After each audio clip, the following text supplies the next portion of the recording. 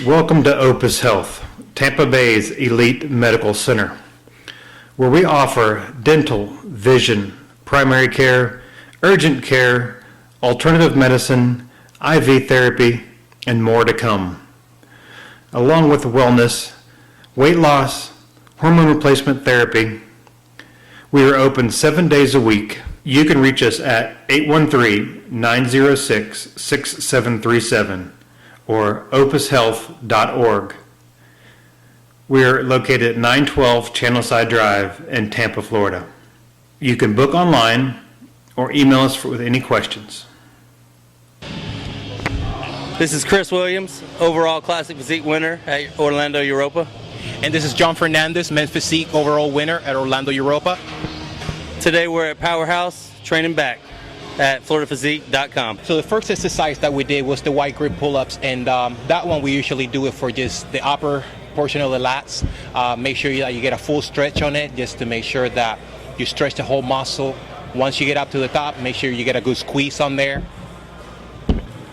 So I'm usually aiming for about 10 to 12 reps, whatever I can pull. Being the first exercise is pull-ups, it's more or less just a warm-up, kind of get the whole back activated for the following exercises. So the following exercise that we did was the close grip pull-ups, and that one we do it just to target more of the lower lat area. Same thing with the first exercise, which is the wide grip pull-up. We use that one just to pretty much target the lower lat area, and same deal. Once you get down to the bottom, make sure you get a good stretch. Once you get up to the top, squeeze real good. Moving on to the next exercise was the ISO hammer strength low row. So usually I start with double hand, activating the back, just more reps than anything. As I start working the heavier weight, I switch into the unilateral so I can make sure I drive the elbow close, working on my lower insertion for the lower lat. I have to say that one in particular is not one of my favorites. However, my partner here, great friend, also Chris Williams, he liked to do that exercise, and I'm always down for any exercise, so I want to say it was a good one. We did like about a 2-second pause. That way, you can get the most muscle activation and also create some muscle separation. Moving on, we went to the single arm dumbbell rows. We started with a lightweight, averaging about 10 reps per set. I think we did, was it 3 sets? Yep. 3 sets, moved up a little heavier towards the end. JP and I, you'll notice in the video, we have 2 different styles how we do it. The leg that I was pulling up on was the leg that I had forward.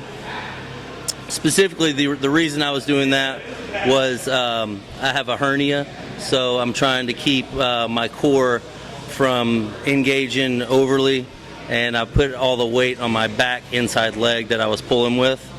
JP was pulling in more of a split sprinter stance, and I'm sure JP doesn't have a hernia. Yeah, which by the way, it's really, I guess it's a thing of preference, however it is that you prefer to do it.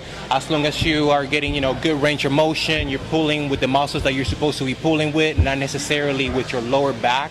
You want to stay away from injuries. That's one of the main things.